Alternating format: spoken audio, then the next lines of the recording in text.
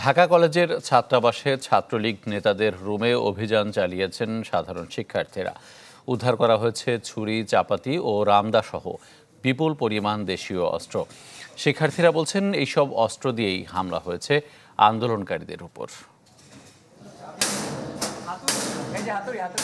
যেসব কক্ষের তালা ভাঙা হচ্ছে এগুলো একসময় ছাত্রলীগ নেতাকর্মীরা ব্যবহার করতেন। সরকার পতনের পর রুম ছেড়ে পালিয়েছেন তারা।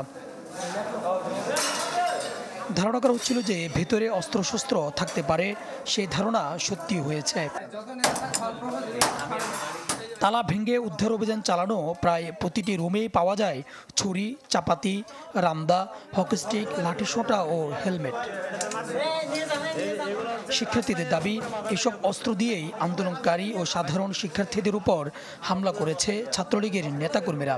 এছাড়াও নিজেদের কর্তৃত্ব ও আধিপত্য প্রতিষ্ঠায় এসব অস্ত্র দিয়েই অতীতে দমনপীড়ন, নির্যাতন চালানো হয়েছে।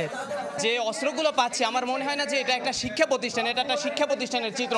আমার দেখে মনে হয় যে এটা আমরা কোনো একটা সন্ত্রাসী কার্যালয়ে, সন্ত্রাসীদের আস্তানায় আমরা অভিযান চালাচ্ছি। চাঁদাবাজি করার জন্য এবং সাধারণ শিক্ষার্থীদের যে যৌক্তিক আন্দোলনগুলো ছিল সেগুলো দমন পীড়ন করার জন্য তারা এই যে হলগুলোতে, রুমগুলোতে তারা দেশীয় অস্ত্র, রামদা, হকি স্টিক।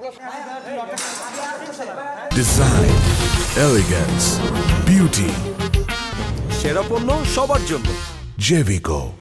তবে ছাত্রলীগ সদস্যদের ব্যবহার করা কিছু কক্ষ খোলা পাওয়া যায়।